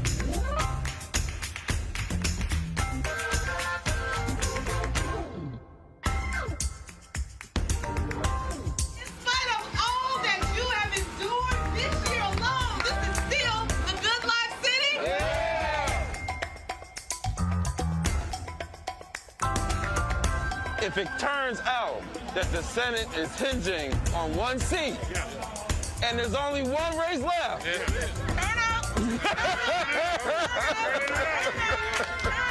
that's right. This will literally be the epicenter of the entire country, right? So we ready. Music has an ability to be able to help us feel connected. And that's because music has a way of speaking for the spirit. And it is the spirit we're going to change this country with. It is going to be standing in a space of our power and in the fullness of our spirit of love and the spirit of humanity. That is what's going to transform America.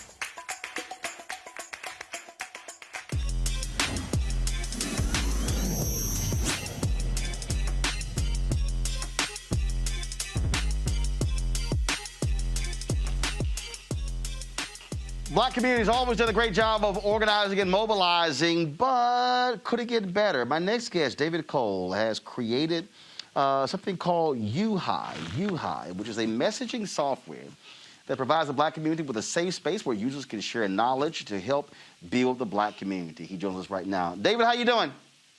I'm well, brother. How are you? I'm doing great. So explain to us what UHI is. What is it? UHI is a permission-based communication and collaboration platform. And Roland, what I mean by that, it allows an organization, an association, the tools to be able to connect, communicate, and collaborate. File sharing, the uploading of information, video embedding, Zoom integration, the ability to work using Microsoft Office 365, all inside of a permission-based platform that the administrator then has the ability to invite people into this community privately to be able to work and to be able to strategize. Okay, so I'm on the App Store right now, and I am seeing something called UHI Spaces and UHI Messenger. What's the difference? Yes. So think of Spaces, Roland, as buckets or repositories where subject matters can be built. And I'll give you an example. Let's say for police reform, we can build a space around police reform. We can build a space around economics, and then we can have experts and policymakers and individuals contribute into those spaces with articles, Word documents, videos, YouTube embedded videos. So again, those spaces allow you to do that. And then the messenger side is basically just one-to-one messaging. You can also have group messaging as well. So around that whole space that we created called Reform, we can have a message group called Reform where those individuals can have a conversation around the subject matter, but it is a messaging app and a collaboration app. So, so what's the difference between, what's the difference between UHI and WhatsApp, Signal, Wire? Why should I use this? Understood. Great question. So WhatsApp is a messaging application. UHI provides both collaboration and communication. So what you can basically do on your desktop, you can do the exact same thing on your mobile device, both on Android and on iOS. So again, we're putting that information, those tools, into the power of mobile and empowering the community to be able to remotely move around while having the features and functionality of the desktop experience. All right. How many folks have already downloaded this app? It is brand new. I have a client out of Las Vegas, but it is my goal, Roland, as I think I shared with your producer, you and Dr. Barber talked about the third reconstruction. You talked about organizing, mobilizing, and strategizing. So I built this during the pandemic to be able to offer this as a solution to a group like the Black Lives Matter. I mean, I just listened to the segment where there's a fracture. Well, this could serve as a connective tissue to be able to allow those organizations or those chapters to be able to come together. So this is a startup, but it's a startup with a solid framework of software applications. It's ready, it's solid, and it's ready to go. I'm ready to do my part to help my community. All right, then. David Cole, people can get more information from uhai.co at the website? That is correct. Absolutely, Roland. All right, then. Well, we certainly appreciate it. Thank you for joining us on our Tech Talk segment. Thanks a bunch and good luck. Appreciate it, brother. Thank you. Thank you. All right, folks. That is it for us, folks. It has been a crazy busy day here at Roland Martin Unfiltered. Phenomenal content, great guests, and really topics you're not going to see anywhere else. That's why we want you to support what we do. When you join our Bring the Funk fan club, your resources make it possible for us to do what we do. Anthony, give me that wide shot. We are here in Georgia Stand Up, folks.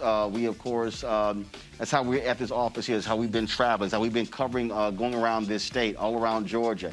When you see our mobile setup, Anthony, you can give me a shot here. I just want y'all to understand, okay? I just want y'all to understand, because I want y'all to see what we do, okay? So you see here, folks, these cameras, these lights, when you see our portable switcher, when you see our monitors, when you see all of these different things.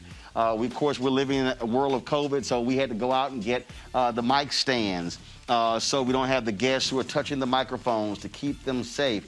All of these things, folks, this is how we are able to broadcast this show. This is how we're able to bring you the kind of news and information. That unit you can't see down on the floor there is our live streaming unit. That unit right there, folks, just so y'all understand, on that floor right there, that little blue and orange thing, that's $19,000 right there. But that's how we're able to live stream anywhere. That's how we've been streaming these various rallies, things along those lines. And so when you support this show, you are supporting a black-owned media company that's bringing you the news and information from your perspective, that's allowing us to be able to cover the news, and we don't have to ask anybody's permission. There's not one day where we're sitting here, somebody's telling us, no, we can't cover this. No, we want to be able to go anywhere we want to cover the news that we want to, and that's why we're doing so. Y'all ain't gotta wonder where the money is going. You see where the money is going when that camera right there is a Canon XF405 4K camera, and so is that one. And we have three of those, three Canon C300s, where the body of that camera is $9,000 alone. When you talk about the 4-quad monitor there, the Blackmagic Assist monitor, when you talk about the ATM Mini Pro switcher, when you talk about the whole new lighting system, all of these things here, the Sennheiser microphone. Oh, just in case y'all were confused, yes, I know all this equipment, I know how to use it, okay?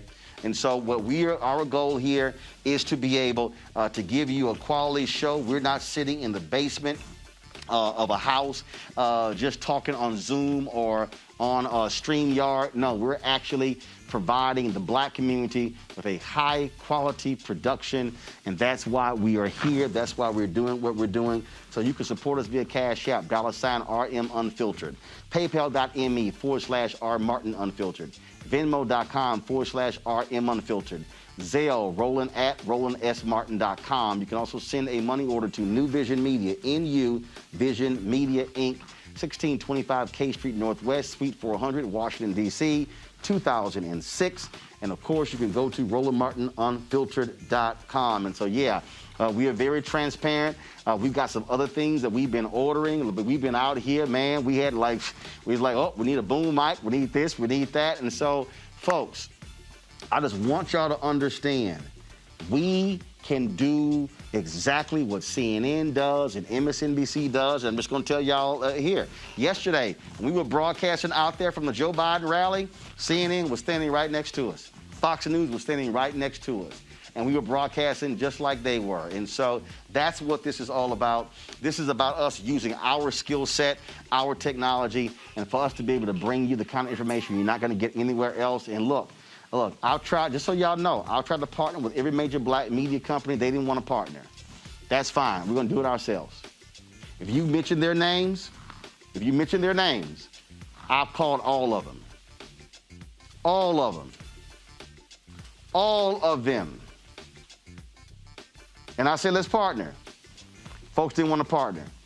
So fine. I'm going to do it my damn self, and we're going to build it with your help. So please join our Bring the Funk fan club. We've got a couple of more weeks before we hit our deadline. Our goal is to get 20,000 of our funders, our followers, to help us. You can go to RolandMartinUnfiltered.com. You can join our fan club right here on YouTube. You can also go over to, you can go to Facebook as well. And just so y'all know, I got off the phone today. I was having a conversation with an OTT company about launching our own OTT channel. Y'all, I told y'all I wanted it to happen this summer, but we could not make it happen because of resources. But I'm literally, y'all, and I just want y'all to, I'm just trying to tell y'all, I'm not playing with y'all. I need y'all to hear what I'm saying. I literally had a conversation today with the company about us being able to have our own app, our own OTT channel on Roku, on Apple TV, on Android, on Fire Stick, on Samsung TV, on Xbox. We had the conversation today. And I got no problem telling y'all, this. It's about being transparent. In order for us to launch all of that, that's gonna be $145,000. Base level, $145,000. That's how we're able to be able to advance this. I want us to have our own channel on Pluto TV. I want us to be able to live stream our content. And to give you an indication, after this show, we're going to be live streaming the National Association of Black Journalists celebration of its 45th anniversary of the 44 people who founded NABJ in 1975. That's going to be streaming after this show. You heard what Deborah said earlier. On Friday, we're going to use this platform to live stream the concert that these young people have put together to encourage folks to vote. Also on Friday, we're going to be live streaming the awards ceremony, the Freedom Awards, that's held every year from the National Civil Rights Museum out of Memphis. They gave me a call for us to do it. On Tuesday, we did the Spirit of Democracy Awards with the National Coalition of Black Civic Participation. Last Thursday, we did the awards program for the Lawyers Committee for Civil Rights Under Law. Folks, there is no other black cable network, no other black website that is doing what we are doing here at Roland Martin Unfiltered, because we don't have to ask anybody's permission to do it. And so that's where your dollars are going. All right, so please support us as best that you can. We're simply asking $50 for the year, $4.19 a month, 13 cents a day. If you can't give 50, that's fine. Every dollar matters. And then if you can give more, please do so. Last night, somebody gave us $500. I deposited that. Every dollar counts because it's about informing our people. That's it for me, folks. Tomorrow, we're going to be on the road with Black Voters Matter. But I'm going to be broadcasting tomorrow. Jonesboro, Slutty Vegan. Yes, I am actually going to eat my first vegan meal tomorrow. Slutty Vegan, it better be good. Lord, I'll be praying for y'all. It better be good. So that's going to be tomorrow. We'll be broadcasting from Slutty Vegan in Jonesboro, Georgia. And then on Friday, we're either in Valdosta or Savannah with Black Voters Matter. I can't remember where we're going to be. In Athens, Georgia. I'm going to see y'all on Saturday. All right, folks, I got to go. I'll see y'all tomorrow.